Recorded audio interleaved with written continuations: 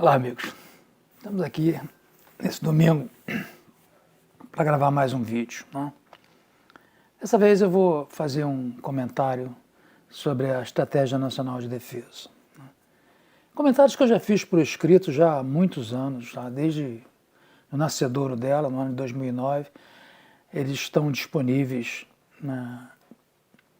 aí na descrição do vídeo, assim como alguns artigos que eu fiz com parceria do Almirante Luiz Feio Obino, e também na descrição eu vou deixar uma forma de vocês baixarem a Estratégia Nacional de Defesa, que é um documento que quem se interessa por defesa deveria ler, né? Primeiro, que foi a primeira vez que se fez no Brasil um documento com uma estratégia de defesa dessa ordem, né?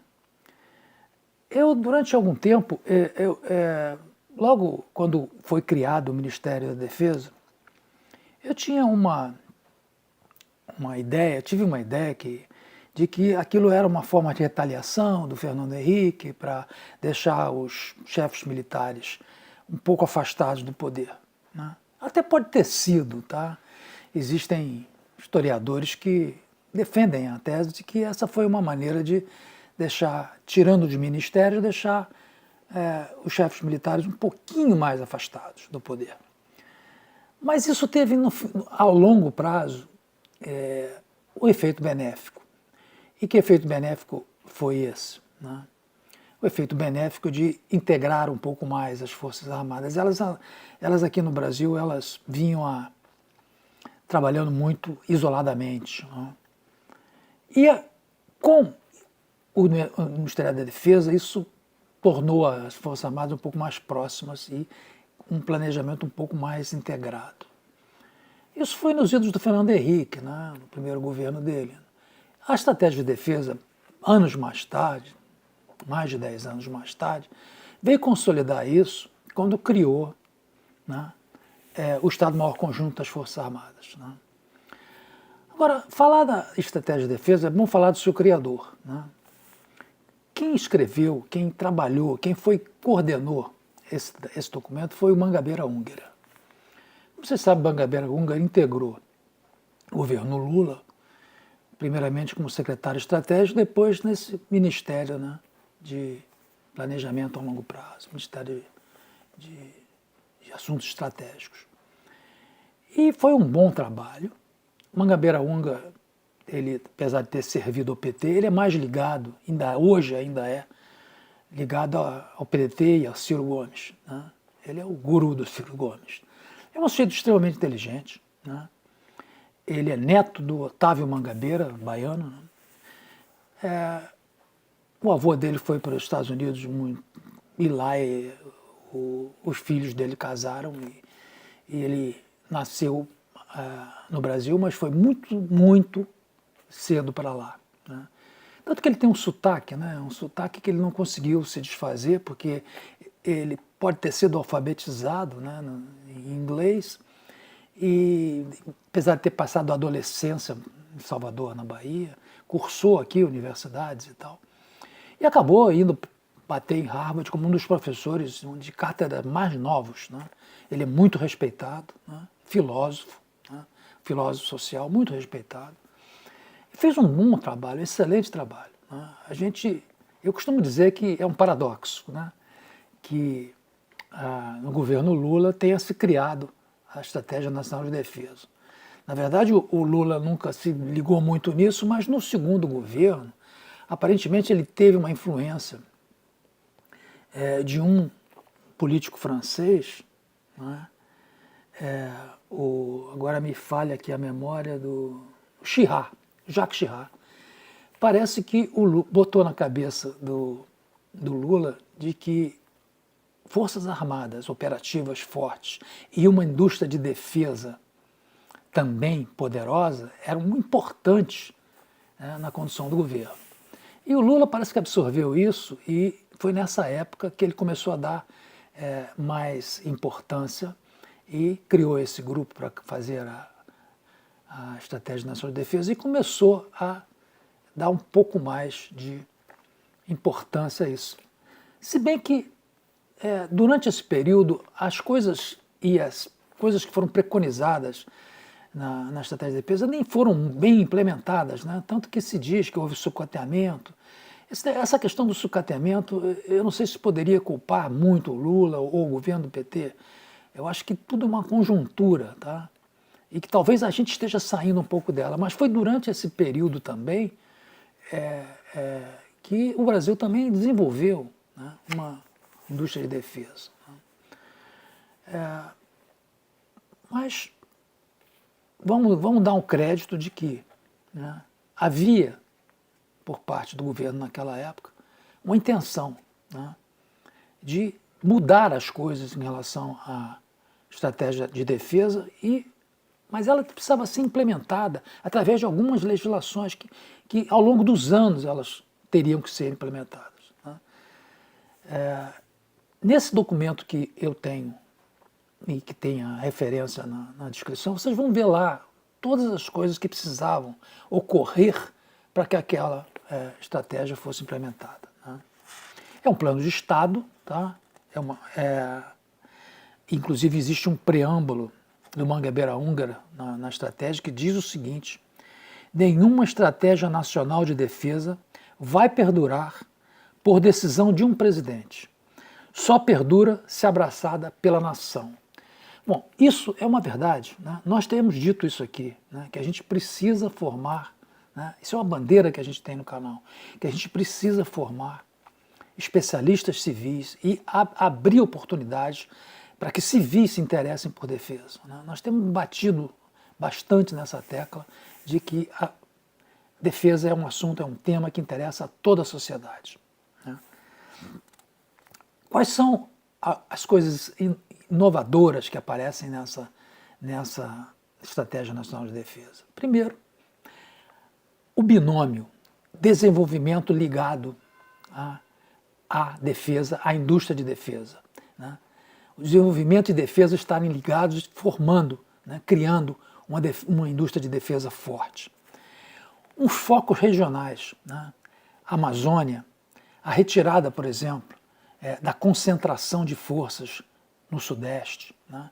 E são focos, são coisas que estão muito bem estabelecidas na estratégia de defesa. Existem também, tá, a intenção, né, de que tudo que seja relacionado à defesa, na medida do possível, seja desenvolvido no país e que as parcerias sejam feitas naquilo que a gente não tem condição, mas parcerias para nos ajudar a desenvolver aqui, né, tecnologias aqui, sempre visando isso. Veja um exemplo recente de um vídeo que eu fiz agora, o último vídeo, né, que eu fiz sobre a Guerra das Malvinas, né, em que os franceses, de uma certa forma, eles acalmavam os ingleses, deixavam, mas fiquem tranquilos, porque não forneci para eles o software que guia os Exocet. E os argentinos desenvolveram e conseguiram sucesso. Mas veja bem, se você não tem o domínio da tecnologia, se você não desenvolve ela, você não tem o equipamento, né? O que adianta ter um Exocet se você não tem o software que guia, né? Muito bem. A questão, por exemplo, da defesa ser credenciada na sociedade brasileira, né? Todos sabemos que com o desenvolvimento do pré-sal, que foi um grande mote para a Marinha utilizar como argumento para reaparamento dos seus equipamentos, todos sabemos que existe uma cota da Marinha nos royalties, né? Mas durante muitos anos, por exemplo, no ano de 2011, a Marinha tinha 1,83 bilhões de acumulados de royalties contingenciados e não conseguia liberar. Na verdade, no ano de 2011 só conseguiu liberar 332 milhões desses 1,83 bilhões. O que demonstra isso? Demonstra que o Congresso Nacional, entende, não está aliado, não está alertado, não dá importância, né, à questão da defesa. O almirante, né, na época, o Moura Neto, que era o comandante da Marinha, estava mendigando no Congresso a liberação de royalties contingentizados. Né? Então, essa coisa de prender os royalties é uma demonstração, né, de que o Congresso não olha a defesa como uma coisa primordial. Né? E a gente precisa mudar isso. Né? Naquela época o Collor tentou, era um senador, o Collor tentou, mas o Collor não tinha prestígio. Ele fez um projeto para dar mais verbas para a Marinha, para aumentar a receita destinada a reparelhamento das Forças Armadas, mas não conseguiu. Né? Não conseguiu ir adiante porque o Collor não era um desses senadores muito prestigiados também. Né? Muito bem. Bom, tanto é essa estratégia um documento bem feito, né? E para analisar ela eu precisava de um vídeo de muito mais tempo. Eu não preparei esse vídeo para dissecar completamente a estratégia de defesa, apenas para alertar vocês a importância dela e o quanto ela tem mudado as coisas. Né? E vou fazer outros vídeos a partir, né, de coisas que mudaram em função do que está escrito lá na Estratégia Nacional de Defesa. Logo após, né, a publicação, logo porque o Mangabeira Unger terminou esse trabalho em setembro de 2008. Lá por volta de dezembro, Lula tornou isso público, né, publicou a Estratégia Nacional de Defesa. E algumas leis que tinham que ser, tinham que acompanhar o documento foram encaminhadas. Né. Então, o embaixador americano na época, o senhor Clifford, né, Sobel, fez um relato confidencial para os seus patrões nos Estados Unidos sobre a estratégia de defesa. Fez uma série de críticas, algumas ironias, né? Ironizando o Brasil, porque achava aquele documento que não ia ser implementado.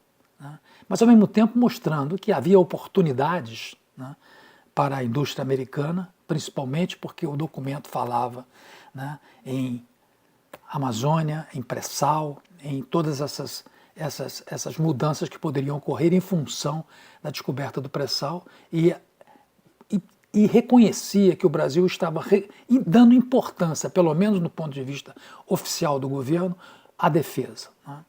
E ao lado de algumas ironias, como dizendo, por exemplo, que o submarino nuclear era um sonho que nunca seria realizado, era uma vamos dizer assim, uma paranoia, e como também seria paranoia as preocupações que o Brasil tinha com os ONGs e outras entidades que atuavam na Amazônia, ele faz uma série de críticas, mas também demonstra, né, o reconhecimento que aquele documento era um documento que poderia gerar oportunidades para os Estados Unidos. Né.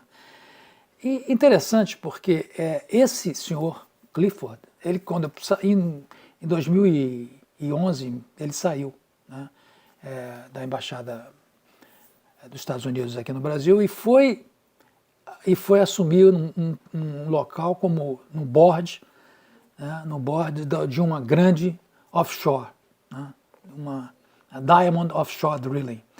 E está lá até hoje. Né, e essa offshore tem 19,5% da sua receita aqui na bacia do pré-sal. Né. Então o Sr. Clifford, né, estudou muito bem a estratégia de defesa e viu onde poderia, né, ter benefícios. Né. Ele foi para a Diamond Offshore Drilling, está lá até hoje. Né, tá lá se vocês entrarem no site da Diamond Offshore Drilling e verificarem lá o board de conselheiros, ele está lá. Né.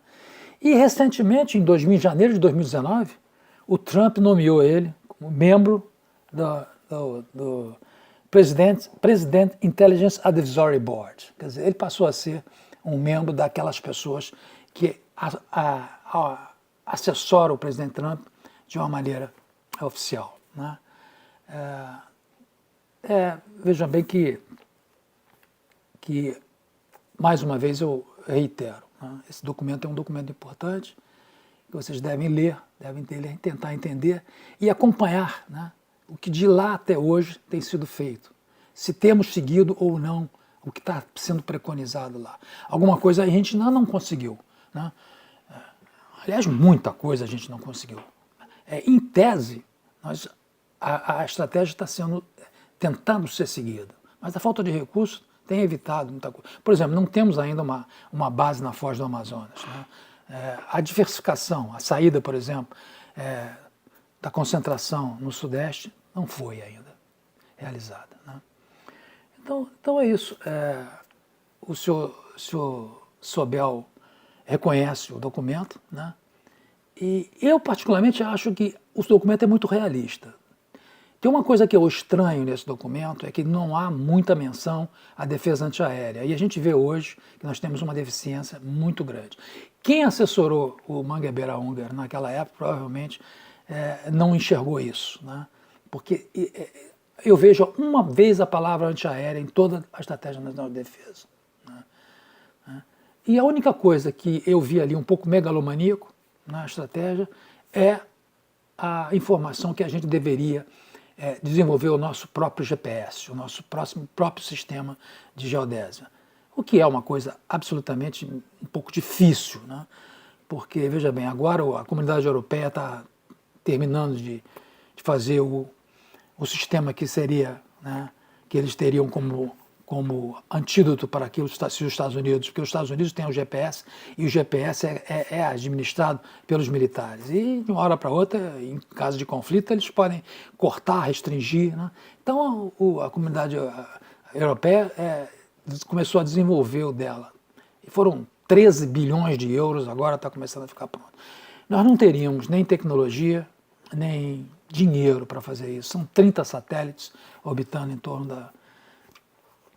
da Terra para ter um sistema de GPS. Eu acho que a única coisa um pouco megalomaníaca que tem é dizer que a gente iria fabricar. Sabíamos que não íamos fazer isso, pelo menos a curto prazo.